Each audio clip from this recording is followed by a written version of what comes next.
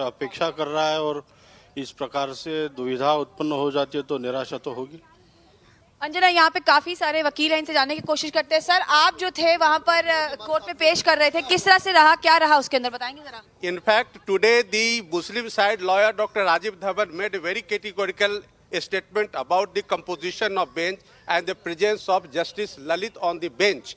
So they said that he was once upon a time representing Kalyan Singh, and that should be the ground for his recusal. The moment Justice Lalit heard this statement from Dr. Rajiv Dhawan, he himself recused himself from the bench, and he said that he will not be party to this bench. The second ground which they have taken after more than 1 year, that the translation of certain documents which are in Arabic, Farsi, Gurumukhi, Sanskrit, those documents are required to be translated. The earlier translation has been disputed. It is very funny. The earlier translation presented before the registry of this honorable court was disputed by Dr. Rajiv Dhawan and the council representing Sunni Waqf Board and the All India Muslim Personal Law Board, etc. So, क्या आगे अब इसके बाद दोबारा भी bench का गठित होगा? क्या आगे की प्रक्रिया क्या है? yes, 29th is the next date of hearing. On that, the reconstituted bench will be there to hear this matter.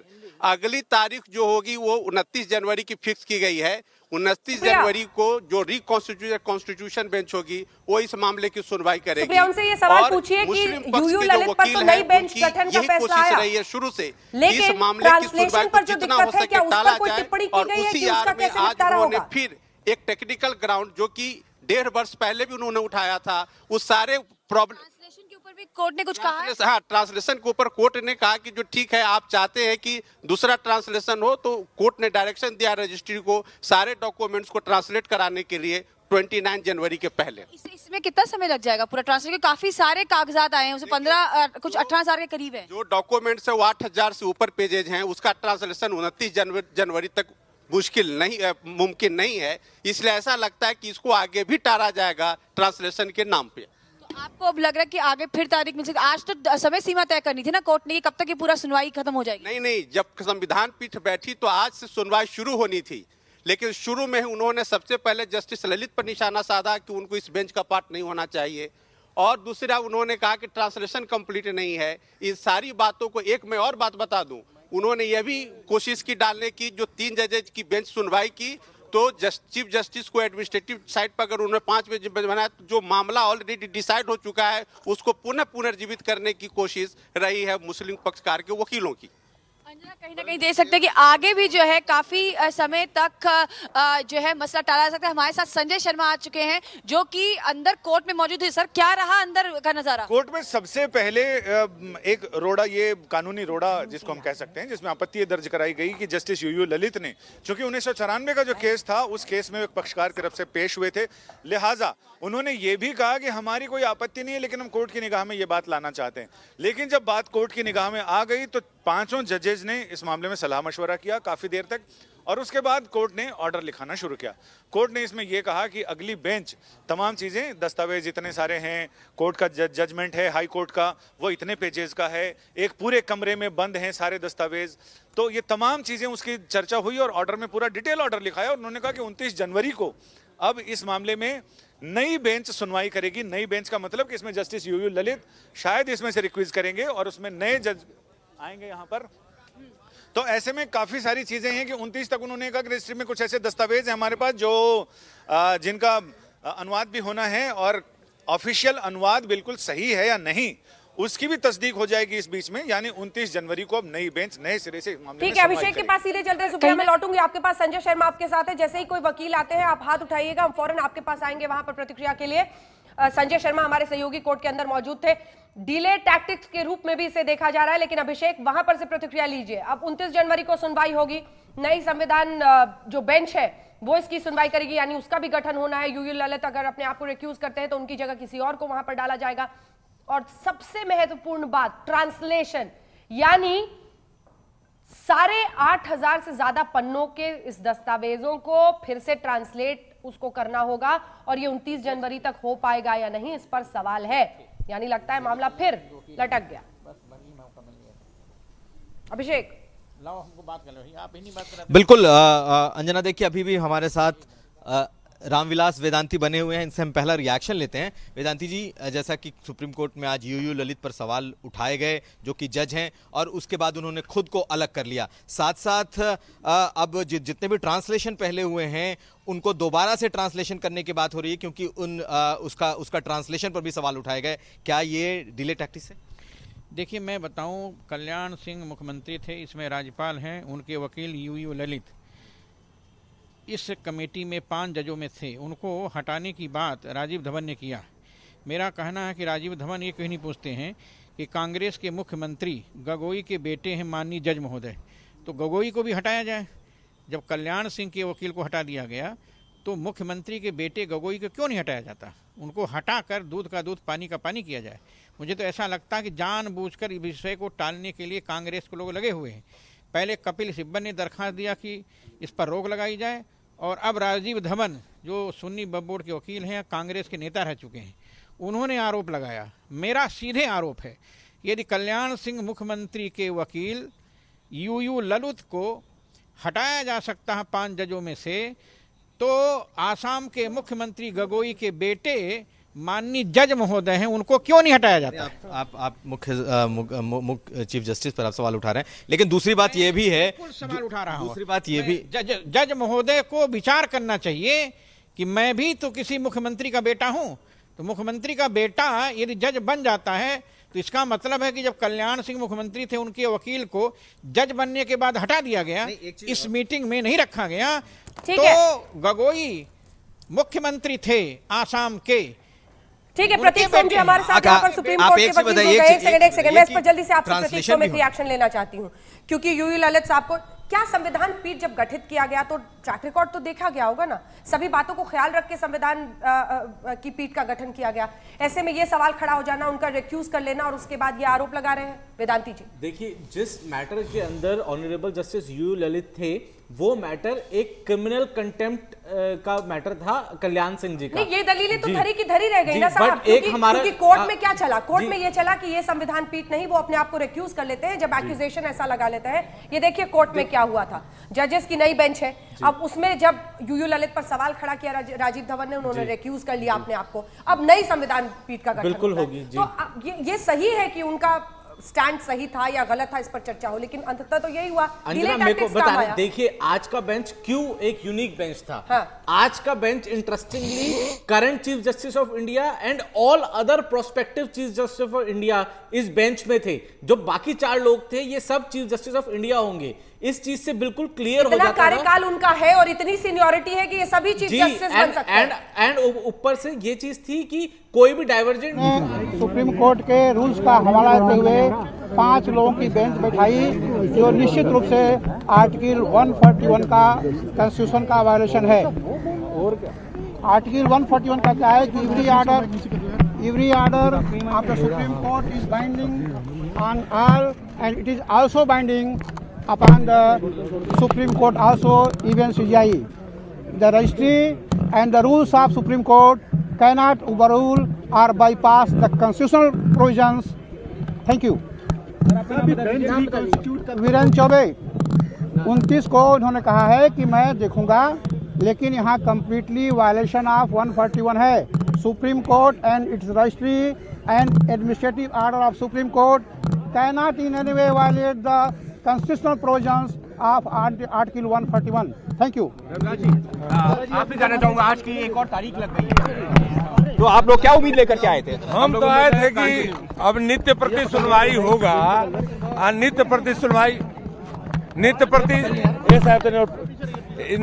सुनवाई होगा। जल्द से जल्द राम जन्मभूमि के मुकदमा में नित्य प्रति सुनवाई करके केस फाइनल में पहुंचाया जाए। यह न होकर के और तारीख पर तारीख देने जा रहे हैं, तो ये तो पूरा देश के जनता को भी लग रहा है कि लटका रहे हैं लोग। जी ठीक है, धन्यवाद। Okay sir.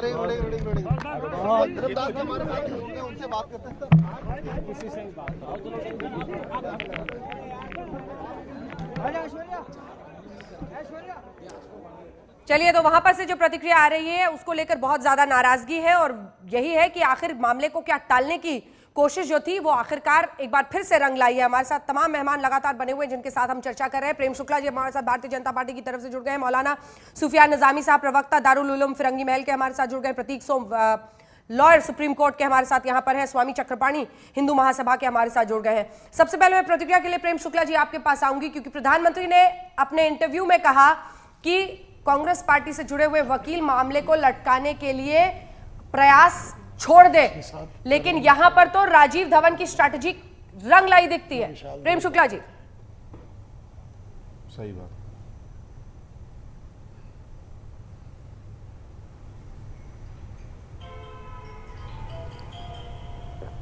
प्रेम शुक्ला जी तक शायद आवाज नहीं पहुंच पा रही है। स्वामी चक्रपाणी जी जल्दी से एक रिएक्शन आपसे सर। राजीव धवन ने आपत्ति जताई, जस्टिस यूयू ललित ने अपने आप को अलग किया, यानी नया एडमिनिस्ट्रेटिव ऑर्डर आएगा, नए बेंच का गठन होगा, 29 जनवरी को सुनवाई होगी, ट्रांसलेशन 29 जनवरी तक फिर से नए सिरे से किया जाए, यह भी परेशानी है। बोलिए।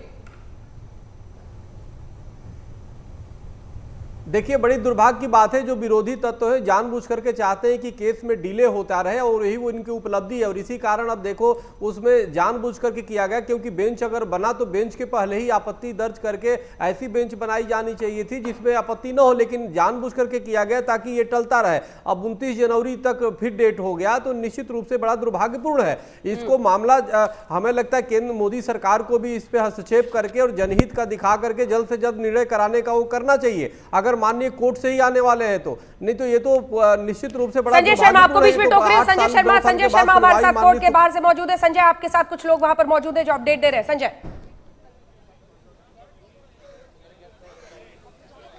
मेरे साथ यहां पर अभी शिया वक्फ बोर्ड के अध्यक्ष हैं और उनसे हम बात कर रहे हैं। शिया वक्फ बोर्ड के अध्यक्ष वसीम रिजवी साहब हैं। वसीम रिजवी साहब, क्या कहना चाहेंगे, पहली प्रतिक्रिया क्या है आपकी इस पूरे मसले पर? कल एक बयान आया था बाबरी पक्षकारों का कि इसमें कोई मुस्लिम जज नहीं है, उसी से साफ जाहिर हो गया था कि ये फिर से भागने की कोशिश करेंगे, और आज उन्होंने कोर्ट में साफ यही रणनीति अपनाते हुए ये बात जस्टिस ललित के ऊपर सवाल खड़े किए, जिसकी वजह से कोर्ट ने बेंच रिकॉन्स्टिट्यूट करने की बात कही। ठीक है, 29 तारीख को अगर रिकॉन्स्टिट्यूट होती है तो 29 तारीख का भी हम इंतजार करेंगे, लेकिन ये कब तक भागेंगे? सवाल इस बात का है कि ये अदालत से अगर तुम्हारे पास मेरिट है तो सामने आके बहस करो, तुम भागने की कोशिश क्यों करते हो? इसका मतलब तुम वहां पर खुद अंदर से अपनी हार। जफर आप जिलानी भी बोल रहे हैं, सुनिए। चीफ जस्टिस बना सकते हैं, लेकिन जुडिशियल ऑर्डर में चूंकि चीफ जस्टिस की बात आई है तो प्रॉपर होगा कि चीफ जस्टिस साहब इसका नोट ले लें। तो उनका ठीक है, नोट ठीक है, उन्होंने ऑर्डर लिखवाया, और ऑर्डर में लिखवाया पूरी ये बात कि सुप्रीम कोर्ट के रूल्स में चीफ जस्टिस को ये पावर है कि वो किसी मैटर को 2 जजेस को, 3 जजेस को, 5 जजेस को जैसा चाहे वो बनाए, देखते हुए कि क्या उसका रिक्वायरमेंट है। तो इस लिहाज से वो उन्होंने बनाया, और फिर उन्होंने डेट लगा दी, रजिस्ट्री को डायरेक्शन दिया है कि जो इसमें कमियां हैं ट्रांसलेशन में या और किसी चीज़ में, वो सब रिपोर्ट देकर उसको ठीक करें खुद। सुप्रीम कोर्ट की जो कॉन्स्टिट्यूशन बेंच है उसमें एक भी मुस्लिम जज इसके बारे में देखिए ना, इसके बारे में कोई हम लोगों का कोई डिमांड है ना, ये कोई लॉ है ना रूल है। मुस्लिम्स को फेथ है पूरे सुप्रीम कोर्ट पर, जब पूरे सुप्रीम कोर्ट में फेथ है तो कोई 5 जजेस हो जाए, हमारे लिए ये मैटर नहीं करता है कि जज में से कोई मुसलमान है या सिख है या ईसाई है कि नहीं। दे आर जजेस and we trust upon them as जजेस, they are honest, they are sincere, there integrity is not in doubt, they are impartial, तो we can not have any objection. Sir, एक आपको लगता है ना यूयू ललित जी को पहले ही रिक्यूज कर लेना चाहिए था, क्योंकि वो अपील उनको याद शायद नहीं था। उन्होंने जब उनको पॉइंट आउट हुआ तो उन्हें याद आया कि यस इट वाज असलम भूरे वर्सेस कल्याण सिंह, याद आया। लेकिन हिंदू पक्षकारों ने एक किया है कि ये भी तारीख लेने के लिए एक देखिए हम लोगों ने पहले धवन साहब ने पॉइंट आउट करके कह दिया था कि हमें कोई ऑब्जेक्शन नहीं है उनके कंटिन्यू रहने पर, कैन नॉट बी सेड। ठीक है।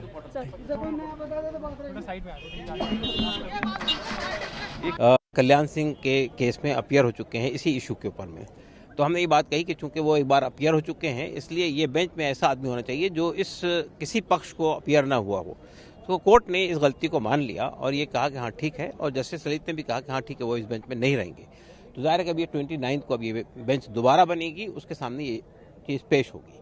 दूसरी बात यह कि आज कोर्ट ने ये बात भी कही है कि चूंकि ये बड़ा कॉम्प्लिकेटेड केस है, इसमें 8000 पेज का जजमेंट है लखनऊ बेंच का, 42,000 के डॉक्यूमेंटेशंस हैं इसके अंदर, और इसमें पार्टियों ने डॉक्यूमेंट का ट्रांसलेशन किया है, अरबी में, गुरुमुखी में, सब में था, तो उसका ट्रांसलेशन पार्टियों ने किया है, तो कोर्ट इसकी ऑथेंटिसिटी भी चेक करेगी। तो ये इससे आज की इस बात से स्पष्ट हो गया है कि कोर्ट बहुत संजीदगी के साथ में सीरियसली इस केस को टेकअप करना चाहती है। सर, ये जो इसको देखने के कई नजरिए हो सकते हैं, समझना होगा। सभी मेहमान हमारे साथ बने हुए हैं। सर्वोच्च अदालत में संविधान पीठ का गठन, उसमें 5 ऐसे जज जो सीनियर मोस्ट है, जो चीफ जस्टिस बनने की कतार में है, वो सब इस संविधान पीठ में शामिल किए जाते हैं। 1994 का एक केस जिसमें एक क्रिमिनल मैटर में एक आरोपी के लिए, कल्याण सिंह के लिए यूयू ललित वकील बने थे, वो मामला सामने रखकर आपत्ति जताई मुस्लिम पक्षकार के वकील राजीव धवन ने। फिर जस्टिस यूयू ललित ने अपने आप को रिक्यूज कर लिया। अब मामला टल गया आगे प्रेम शुक्ला जी, यानी डिले टैक्टिक्स एक तरह से काम आया। लेकिन दूसरे नजरिए से देखिए तो वो बोलेंगे कि पक्षपात पूर्ण कोई भी सुनवाई की शंका इस मामले में ना रहे, उससे निजात मिला है। कुछ दिन और सही। प्रेम शुक्ला जी। निश्चित तौर पर जिन लोगों ने, हम तो 1.5 सदियों से सतत जो है न्याय की प्रतीक्षा में हिंदू समाज खड़ा हुआ है, ऐसी स्थिति में विलंबन की जितने भी उनके पास औजार हो सकता है सुन्नी सेंट्रल वक्फ बोर्ड के पास, उन सारे औजारों का प्रयोग मुझे लगता है वो कर लेंगे। ये आप निश्चित समझिए कि 29 जनवरी के दिन भी सुन्नी वक्फ बोर्ड और कांग्रेस के छद्म समर्थक कोई नया और पैंतरा खेलें तो किसी को कोई आश्चर्य होना नहीं चाहिए। देर से दिया गया न्याय विलंबित न्याय है, विलंब से दिया गया न्याय निलंबित न्याय है। इस सिद्धांत को सतत पराभूत करने का दुष्कर्म चल रहा है। ठीक है, अभिषेक के पास में रिएक्शन के लिए चलते हो। अभिषेक, अयोध्या से क्या रिएक्शन इस पर? आइए।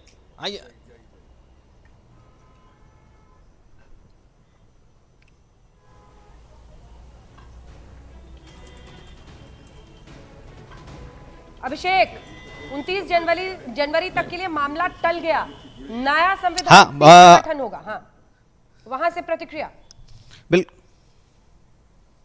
बिल्कुल अंजना हमारे साथ फिर मौजूद हैं। बताइए, आपने कहा था कि आपको लगता है कि ये टालने की कोशिश है? देखिए, मैं बताऊं, मैं पहले भी कहा था, आज भी कह रहा हूं कि कपिल सिब्बल की वो दरखास्त आज भी चल रही है। यदि कल्याण सिंह मुख्यमंत्री थे, राज्यपाल हैं, उनके पूर्व वकील यूयू ललित को जज बना करके निर्णय में बैठाया गया, यदि उनको हटाने का निर्णय माननीय जज महोदय ले सकते हैं तो हमारी मांग है, देश खुद छोड़ा है, देश के 100 करोड़ हिंदुओं की मांग है कि केशव चंद्र गगोई कांग्रेस के मुख्यमंत्री थे आसाम में, उनके बेटे हैं गगोई जज महोदय, इनको भी हटाया जाए। आप गंभीर आरोप लगा। एक जज हटाया जा सकता है तो दूसरा जज क्यों नहीं हटाया जा सकता? मैं जानता हूं कि ये कांग्रेस का पक्ष लेंगे, कपिल सिब्बल के कहने पर अपने पिता गगोई के पदचिन्ह पर चलेंगे। नहीं, लेकिन आप वकील कल्याण सिंह का पक्ष ले सकता है तो बेटा अपने बाप का पक्ष क्यों नहीं ले सकता है? मौलाना सुफियान निजामी साहब, ये सवाल खड़ा करना सही है? मेरी मांग है जो वेदांती जी खड़ा कर रहे हैं। कौन हिंदू मांग करता है? देखिए, ये बचकानी गुफ्तगू है। बताइए वेदांती जी, बताइए क्या थोड़ा बहुत जानकार है, जज पर सवाल खड़ा करना सही है? बिल्कुल सही है। यदि वकील राजीव धवन ललित पर आरोप लगा सकते हैं, कल्याण सिंह के वकील थे इसलिए उनको जज पद से हटाया जाए, यदि वो निर्णय ले सकते हैं तो भारत का 100 करोड़ हिंदू कहता है कि ये केशव चंद्र गगोई कांग्रेस के मुख्यमंत्री थे आसाम के, उनके बेटे हैं, इनको भी हटाया जाए। फिर और डिले होगा, फिर तो आपके हिसाब से तो अभिषेक उनकी बात पर रिएक्शन ले लेते हैं।